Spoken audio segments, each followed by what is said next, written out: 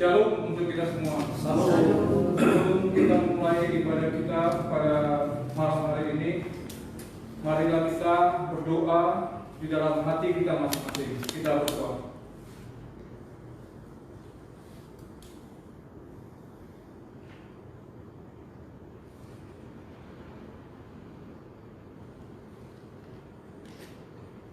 Amin.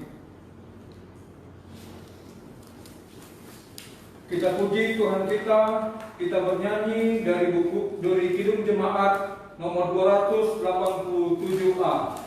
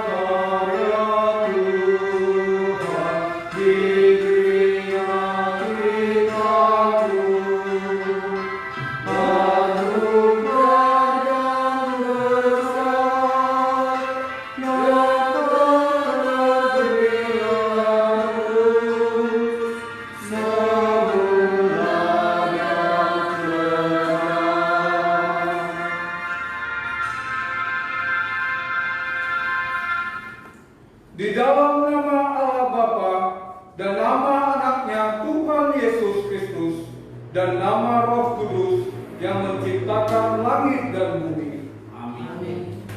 Sebab jalan-jalan Tuhan adalah lurus dan orang benar menempuhnya, tetapi pemberontak tergelincir di situ. Haleluya. Marilah kita berdoa.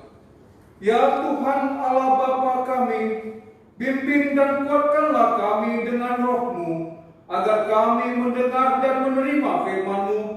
Teguhkanlah firman-Mu di dalam hati kami, supaya kami menjadi baru dan kudus.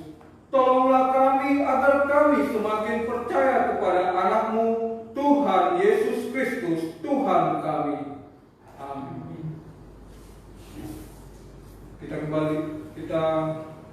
Mari kita membuka Alkitab kita. Kita membaca episode kita pada malam hari ini, yaitu yang diambil dari Matius 27 ayat 1 sampai dengan ayat 10. Matius 27 ayat 1 sampai dengan ayat 20. Kita membaca secara responsorial. Kami baca ayat pertama. Ketika hari mulai siang, semua imam, kepala, dan tua-tua bangsa Yahudi berkumpul dan mengambil keputusan untuk membunuh Yesus. Mereka membunuh Dia, lalu membawanya dan menyerahkannya kepada Pilatus wali negeri itu. Pada waktu Yudas yang menyerahkan Dia melihat bahwa Yesus telah dijatuhi hukuman mati, menyesallah ia. Lalu ia mengembalikan uang yang 30 perak itu kepada imam, kepala dan tua-tua. Dan berkata, aku telah berdosa karena menyerahkan darah orang yang tidak bersalah. Tetapi jawab mereka, apa urusan kami dengan itu urusanmu sendiri. Maka ia pun melemparkan uang perak itu ke dalam bait suci, lalu pergi dari situ dan menggantung diri. Imam-imam kepala yang membuat itu berkata, tidak diperbolehkan memasukkan uang ini ke dalam peti persembahan, sebab ini uang darah. Sesudah berunding, mereka membeli dengan uang itu tanah yang disebut tanah tukang periuk untuk dijadikan tempat perkuburan orang asing. Itulah sebabnya tanah itu sampai pada hari ini disebut tanah darah. Dengan demikian, genaplah firman yang disampaikan oleh Nabi Yeremia. Mereka menerima 30 uang perak, yaitu harga yang ditetapkan untuk seorang menurut penilaian yang berlaku di antara orang Israel. Sama-sama kita lihat 10. Dan mereka memberikan uang itu untuk tanah tukang periuk, seperti yang dipesankan Tuhan kepadaku. Demikianlah firman Tuhan. Berbahagialah orang mendengarkan firman Tuhan serta memeliharanya dalam hatinya. Amin.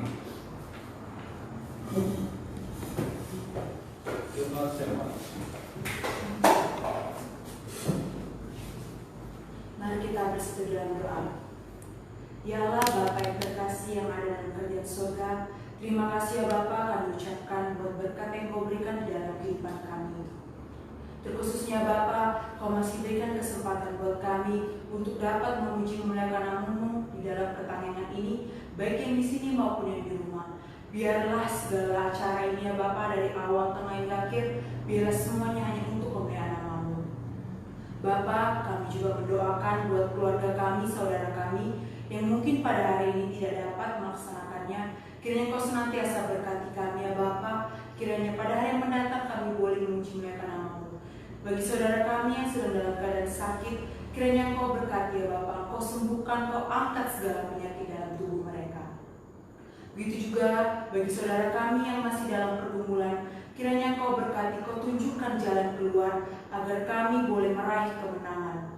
Tuhan, mengenai negeri ini ya Bapa, tidak lupa kami doakan ya Bapa. Kiranya Kau jauhkan virus corona itu ya Bapa dari diri kami ini, dari diri kami sendiri, dari saudara kami ya Bapa.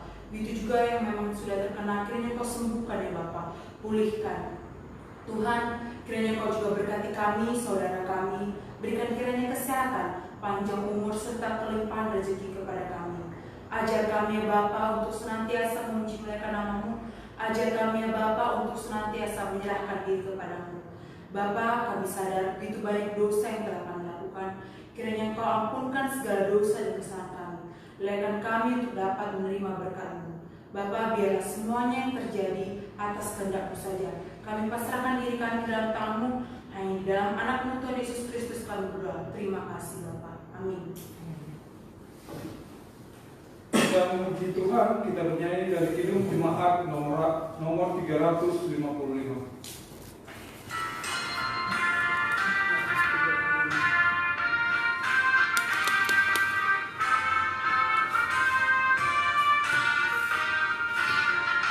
Yesus memanggil, mari segera ikutlah jalan selamat.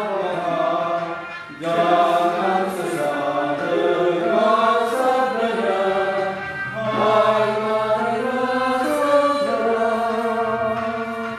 Sungguhlah ingatkan segera, bebas dosa bersama Yesus dalam Tuhan di rumah yang kekal.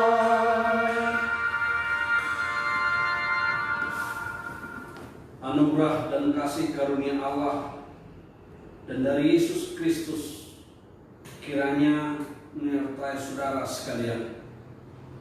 Amin. Firman Tuhan untuk menyapa kita saudara pada live streaming pertanian HGB Sumedang yang diambil dari Kejadian pasal yang ke-37 ayat 23 hingga ayat yang ke-30. Kejadian 37 ayat 23 hingga 30. Kejadian 37 ayat 23 hingga ayat 30. Kita membacanya. Baru saja Yusuf sampai kepada saudara-saudaranya, mereka pun menanggalkan jubah Yusuf, jubah maha indah yang dipakainya itu. Dan mereka membawa dia dan melemparkan dia di dalam sumur itu kosong tidak berair. Kemudian duduklah mereka untuk makan. Ketika mereka mengangkat muka, kelihatanlah kepada mereka suatu kapilah orang Ismail datang dari Gilead dengan untanya yang membawa damar, balsam, dan damar ladang dalam perjalanannya mengangkut barang-barang itu ke Mesir. Lalu kata Yehuda kepada saudara-saudara itu, apakah untungnya kalau kita membunuh adik kita itu dan menyembunyikan darahnya? Malah kita jual dia kepada orang Ismail ini, tetapi janganlah kita apa-apakan dia, karena ia saudara kita, darah daging kita, dan saudara-saudaranya mendengarkan perkataannya itu. Ketika para saudara-saudara melihat Yusuf diangkat ke atas dari dalam sumur itu, kemudian dijual kepada orang Ismail itu dengan harga 20 shikal perak. Lalu Yusuf dibawa mereka ke Mesir.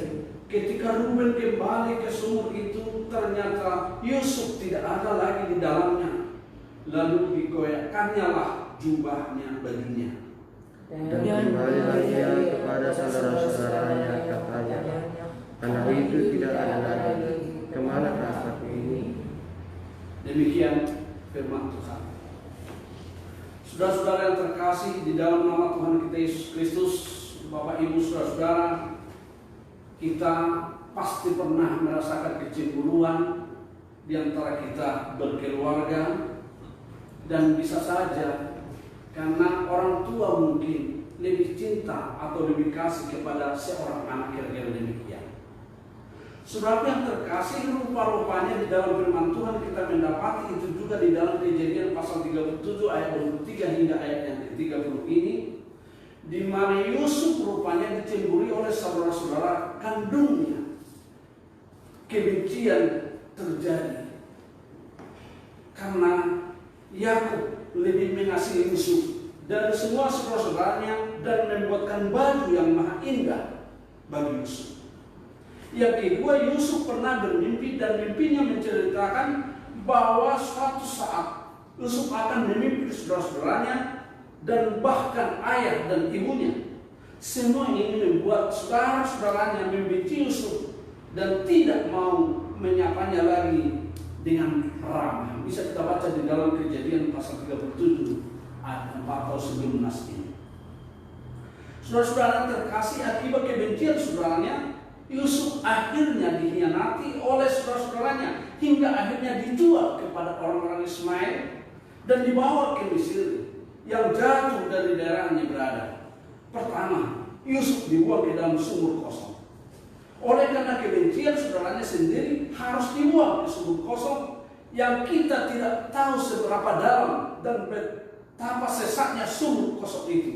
Sebelum dibuang ke dalam sumur, jubah maha indah yang diberikan ayahnya ditanggalkan dari tubuh Yusuf. Yang kedua, Yusuf dijual kepada orang Ismail yang akan dibawanya ke tanah Mesir. Tidak cukup dibuang ke sumur kosong. Saudara Yusuf berkata, lebih baik kita jual saudara kita daripada mati dibunuh di dalam sumur. Ayat ini memperlihatkan bahwa sebesar apapun kebencian seorang saudara ataupun seorang saudara terhadap saudaranya yang lain, kasih yang kita kenal dengan storge, kasih persaudaraan itu ternyata masih ada. Tidak mau melihat saudaranya mati dengan sendirinya di sumur, Yehuda memilih Yusuf untuk dijual saja seharga 20 shikal perak kepada orang Ismail. Namun sebagaimanapun menjual orang saudaranya sendiri ataupun hukuman trafficking adalah perbuatan yang tidak terpuji. Yang ketiga, kita lihat Ruben, saudara Yusuf yang lain, datang menuju sumur, tetapi Yusuf sudah tidak ada lagi di sana, sehingga ada rasa takut atau gelisah. Ruben akan kehilangan adiknya Yusuf. Bapak Ibu saudara, firman Tuhan ini mengajarkan kita pertama, manusia tidak untuk diperjualbelikan. Artinya manusia tidak diperjualbelikan. Memang dahulu ada diizinkan menjual anak laki-laki ataupun anak perempuan.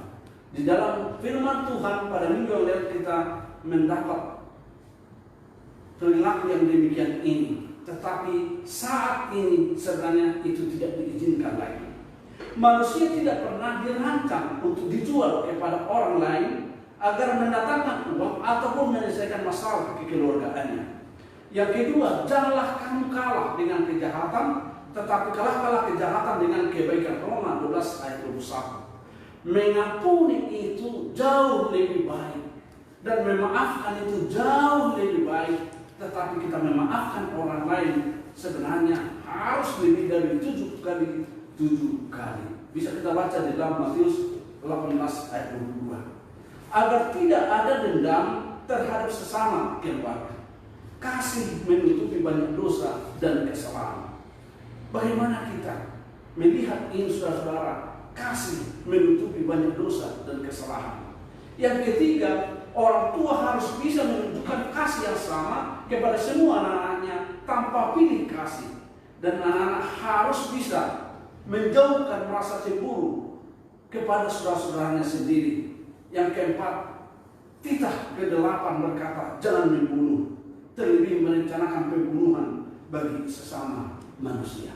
Saudara yang terkasih, firman Tuhan ini menolong kita bagaimana kita menghargai manusia, bagaimana kita menghargai seorang dengan yang lain, bagaimana menghargai adik kita, bagaimana kita menghargai bapak kita, bagaimana kita menghargai yang saudara-saudara kita sama harganya di mata Tuhan, sebagaimana kita layak hidup, sebagaimana kita layak mendapat hak-hak norma hidup dan juga norma-norma yang ada di dunia ini. Untuk itulah saudara-saudaraku, bagaimana kita melihat firman Tuhan ini adalah menolong kita supaya kita saling menghargai, supaya kita saling memaafkan, dan supaya kita saling menerima satu di antara yang lain. Tuhan Yesus memberkati kita. Kita berdoa. Segala puji dan hormat ya Bapa kami sampaikan kepadamu pada malam hari yang berbahagia ini. Firman Tuhan menyapa kami hingga mendorong kami untuk saling mengasihi, saling mengampuni, dan menjauhkan rasa dendam, rasa iri hati, rasa dengki, dan semuanya itu adalah yang dicela Tuhan. Bapak di surga, kuatkan kami dan tolong kami melalui Roh Kudus-Mu untuk melakukan firman-Mu, supaya kami di dalam bersaudara tetap saling mengasihi, saling mencintai.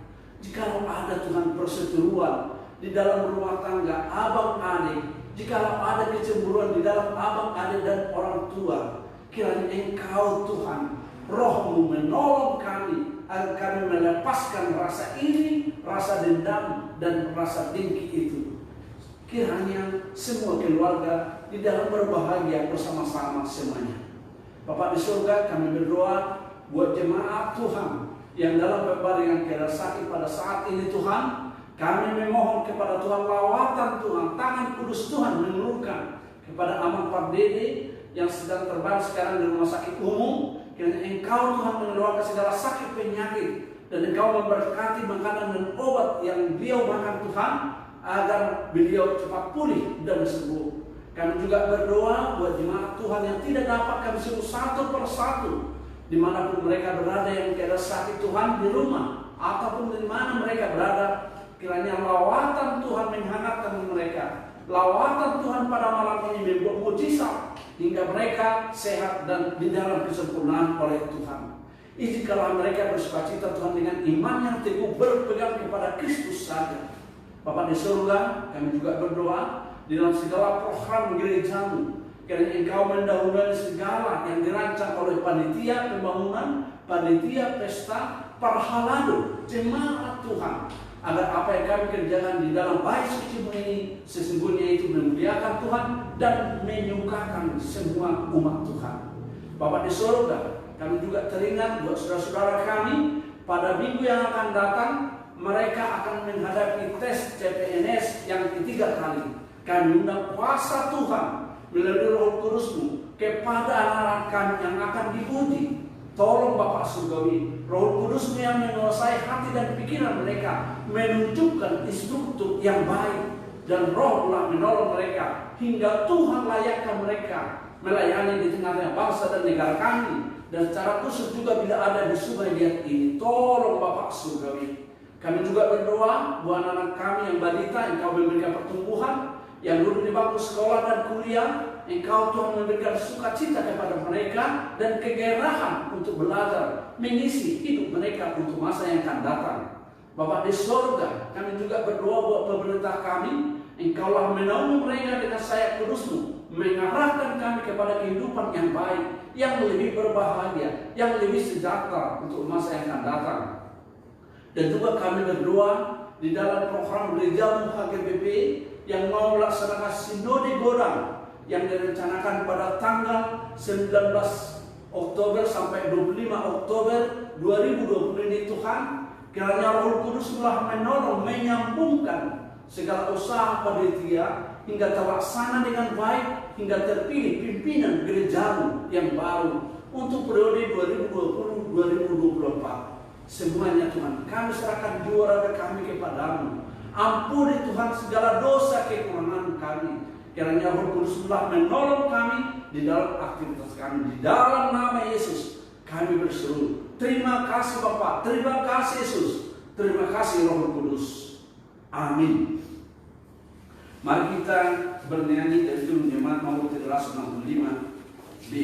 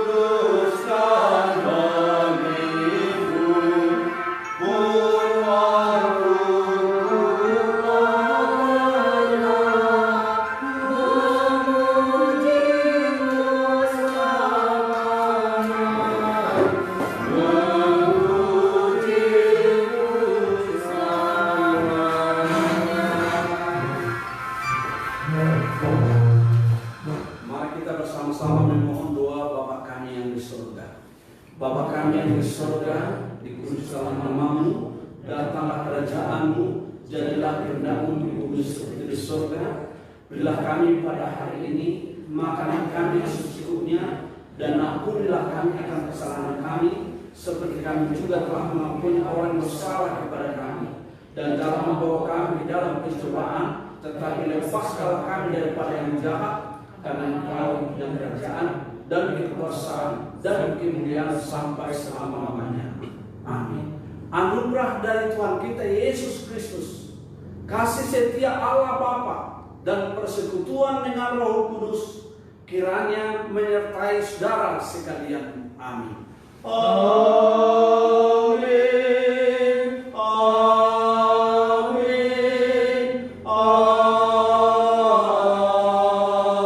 Amin. Shalom. Ora semari kita.